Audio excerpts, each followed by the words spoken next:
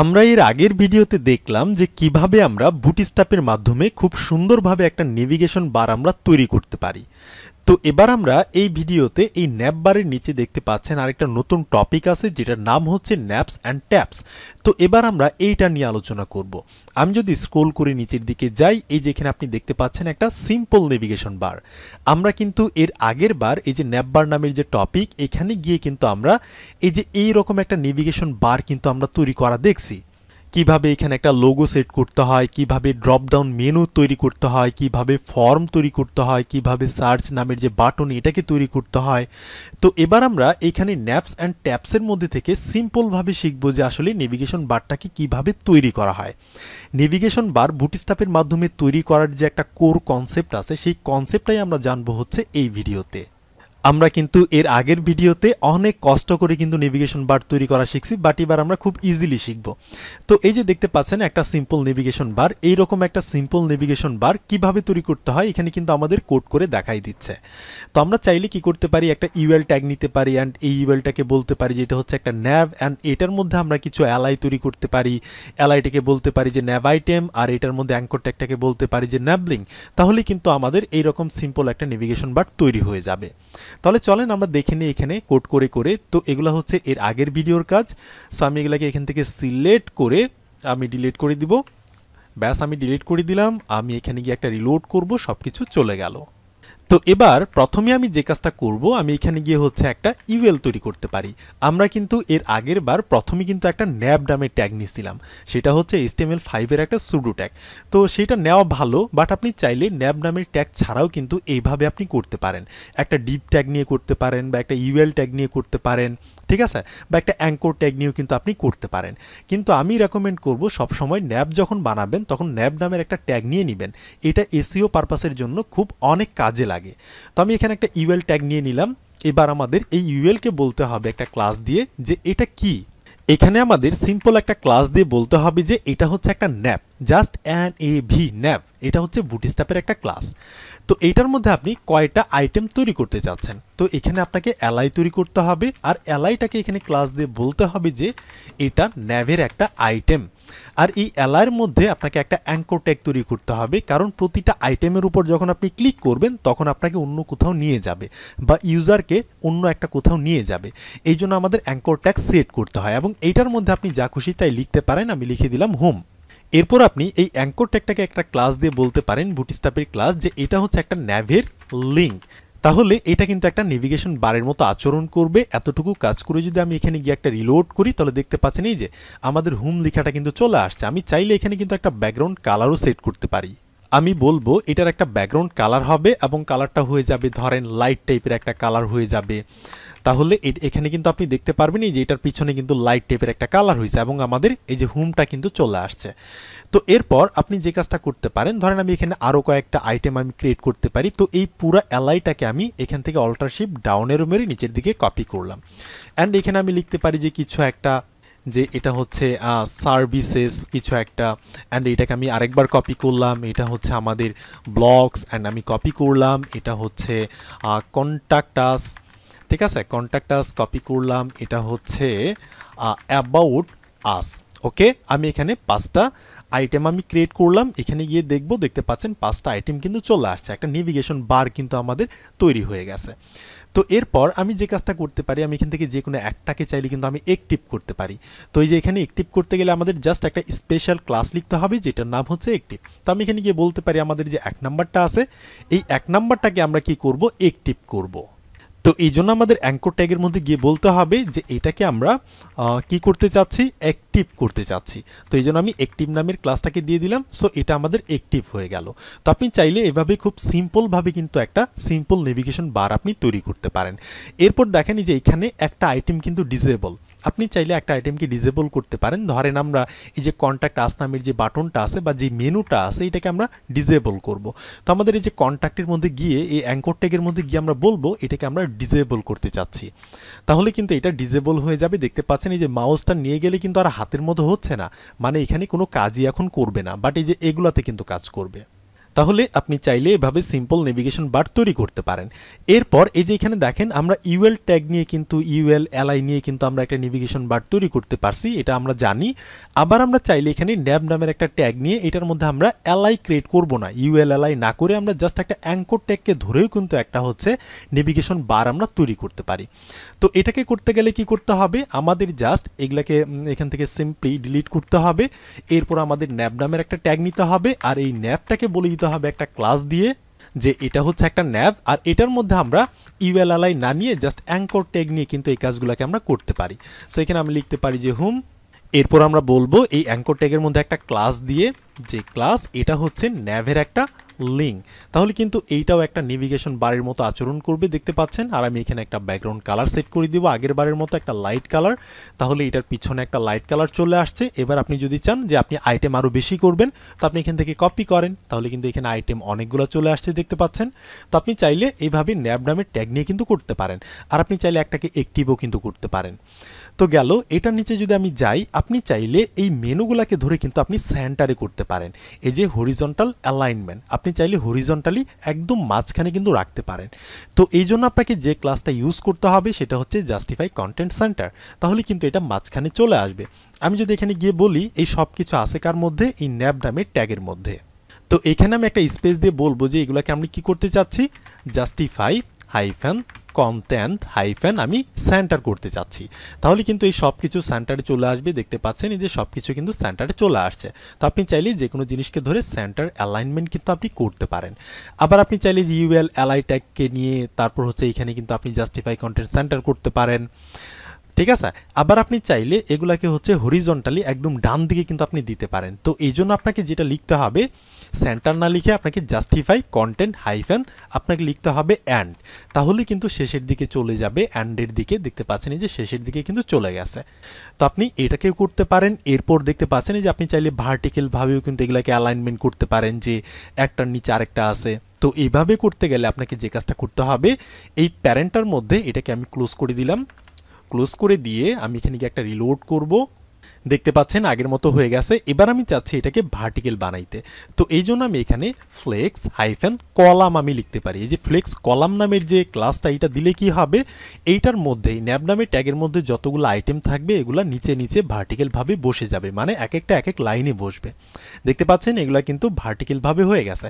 আচ্ছা আমি নামটাকে চেঞ্জ করে দিই, আপনাদের বুঝতে সুবিধা হবে।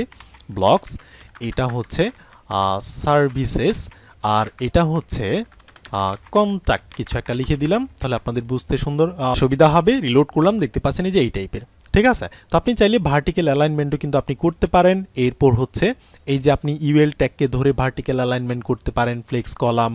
আবার আপনি চাইলে যে এখানে একই জিনিসটাকে দুইভাবে তারা দেখাইছে, আর একটা চাইলে আপনি ন্যাব নামের ট্যাগের মধ্যে হচ্ছে ফ্লেক্স কলামটাকে দিয়ে দিলে সেটা ভার্টিক্যাল হয়ে যাবে। এরপর আপনি চাইলে এগুলাকে ট্যাব টাইপের আপনি তৈরি করতে পারেন, যে আপনি অ্যাক্টিভ যেটাতে আসেন সেটা এই যে এইভাবে একটা ট্যাবের মতো হয়ে যাবে। তো এই জন্য আপনাকে যেটা করতে হবে, আমি এটাকে ফ্লেক্স কলাম করব না, এটাকে আমি ডিফল্টভাবে রাখবো, তাহলে হচ্ছে এগুলা পাশাপাশি বসবে। তো এবার আমি এগুলাকে ট্যাব আকারে করব। তো এই জন্য আমি এখানে লিখব যে ন্যাব আমি কি চাচ্ছি, আমি ট্যাবস করতে চাচ্ছি। তো এই জন্য আমি ন্যাব ট্যাবস নামের যে ক্লাসটা সেটা আমি দিয়ে দিলাম, তাহলে দেখতে পারবেন। আচ্ছা আমি এটাকে একটু নিচে নামাই, তাহলে আপনাদের বুঝতে সুবিধা হবে। আমি এখানে গিয়ে বলবো যে এমটি উপরের দিকে আমি মার্জিন 4 এর মতো দিতে চাচ্ছি, তাহলে কিন্তু এটা নিচে নেমে আসবে। এরপর দেখতে পাচ্ছেন ইউজার যেখানেই মাউসটা নিয়ে যাবে সেটা কিন্তু একটা ট্যাবের মতো হয়ে যাবে, এই যে দেখতে পাচ্ছেন এই যে ট্যাবের মতো কিন্তু হইতেছে। ওকে, তো এখানে আমি মাউসটা নিয়ে গেছি, এটা কিন্তু একটা ট্যাবের মতো আচরণ করতেছে। আচ্ছা আমি এটার বাইরে একটা ডিপ নিয়ে একটা কন্টেইনার আমি সেট করতে পারি, তাহলে আপনাদের বুঝতে সুবিধা হবে।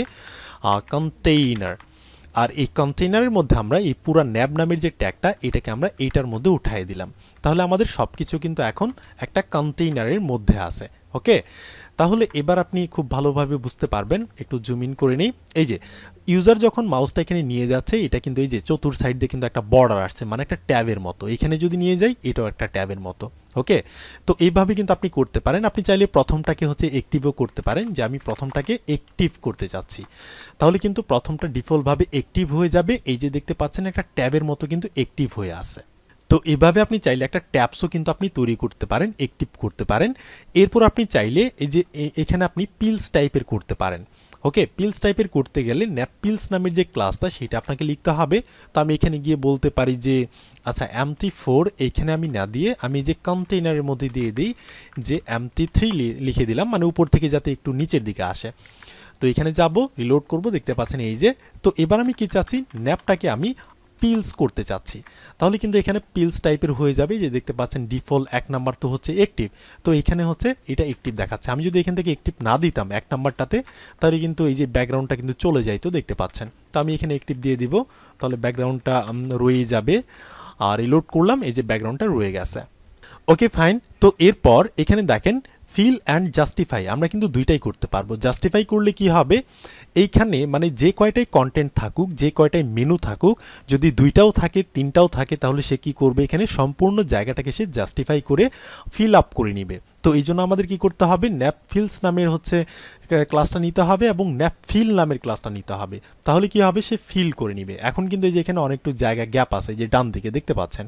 তো আমি যদি এখানে গিয়ে বলি যে আমি ন্যাপ ফিলস তো করবই, এটার সাথে আমি ন্যাপ ফিলও করব, তাহলে কিন্তু এখানে ফিল হয়ে যাবে। লক্ষ্য রাখবেন, দেখতে পাচ্ছেন পুরোটাই কিন্তু ফিল করে নিয়ে নিছে। এখান থেকে যদি আমি একটা আইটেমকে কমাই দিতাম, ধরেন একটা আইটেমকে আমি রিমুভ করলাম, 3টা আইটেম থাকবে, তারপরও কিন্তু এই 3টা আইটেমের যতটুকু জায়গা প্রয়োজন, এই সমস্ত জায়গাটাকে তারা ভাগ করে তাদের ইচ্ছা মতো কিন্তু তারা নিয়ে নিছে। ওকে, তো এইভাবে কিন্তু হচ্ছে এটাকে আপনি ফিলও করতে পারেন। এরপর আমি যদি নিচের দিকে যাই, তো এই যে একই জিনিস, এটা ইউএলের মধ্যে করছে এবং এটা হচ্ছে ন্যাবের মধ্যে করছে, দুইটা কিন্তু সেম জিনিস। তো এইটার নিচে যদি আমি যাই, তো আপনি দেখতে পাচ্ছেন যে ন্যাব জাস্টিফাইও কিন্তু আমরা করতে পারবো। আমরা যদি এখানে গিয়ে বলি এটার মধ্যে যে আমরা এটাকে করব না, আমি রিমুভ করলাম, আমি যেটা করব সেটা হচ্ছে নেপ জাস্টিফাইড আমি করব। তাহলে কেমন হবে, এই যে দেখতে পাচ্ছেন জাস্ট একটুখানি কিন্তু এদিক সেদিক। ওকে, তো এইভাবে আপনি করতে পারেন। এরপর আপনি ওই সেম কাজটাকে ন্যাব নামের ট্যাগের মধ্যে করতে পারেন, এটা ইউএলের মধ্যে ছিল। এটার নিচে ওয়ার্কিং উইথ হচ্ছে ফ্লেক্স ইউটিলিটিস, আপনি চাইলে এটাকে এখানে ফ্লেক্স কলাম করতে পারেন। তারপর হচ্ছে ফ্লেক্স অ্যাসেম রো, মানে স্মল ডিভাইসের ক্ষেত্রে গেলে এটা রো ওয়াইজ হবে। তো এই ধরনের কাজও কিন্তু আপনি করতে পারেন। এটাকে যদি আমি ক্লাসটাকে এখান থেকে কপি করে যদি আমি এখানে গিয়ে পেস্ট করে দিই, তাহলে আপনি দেখতে পারবেন, রিলোড করলাম, তো এই যে এই টাইপের হয়েছে। অ্যান্ড আমি যদি ছোট কোনো ডিভাইসে যাই, দেখতে পাচ্ছেন এটা কিন্তু এই যেভাবে কলাম ওয়াইজ কিন্তু হয়ে গেল। আর আমি যদি বড় কোনো ডিভাইসে যাই, তাহলে কিন্তু একটা রো এর মধ্যে কিন্তু আচরণ করতেছে।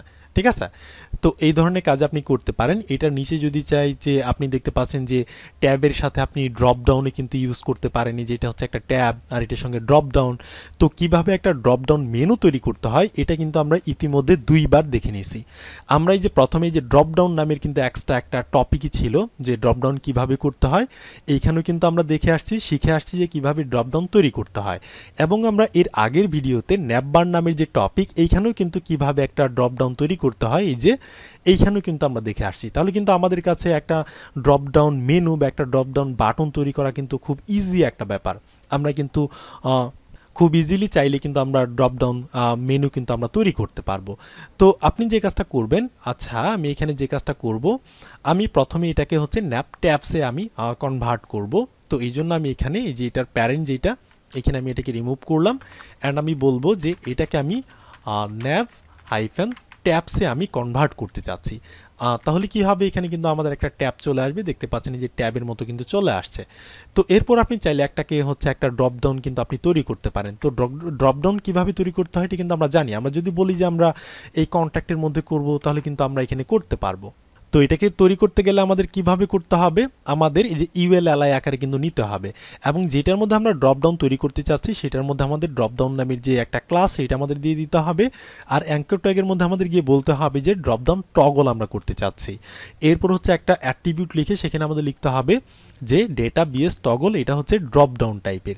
আর এইখানে একটা ইউএল তৈরি করে ড্রপ ডাউন মেনু আমাদের লিখতে হবে। আর প্রতিটা এলআইকে বলতে হবে যে ড্রপ ডাউন আইটেম এগুলা। তাহলে কিন্তু আমাদের একটা ড্রপ ডাউন মেনু কিন্তু তৈরি হয়ে যাবে। বা আপনি যদি না পারেন, আপনি সিম্পল অ্যাজ দ্যাট এখান থেকে জাস্ট কোডটাকে কপি করে নেবেন, তাহলে কিন্তু আমাদের কাজ হয়ে যাবে। আমরা জানি যে বুটস্ট্র্যাপটা হচ্ছে একটা কপি পেস্টের কাজ।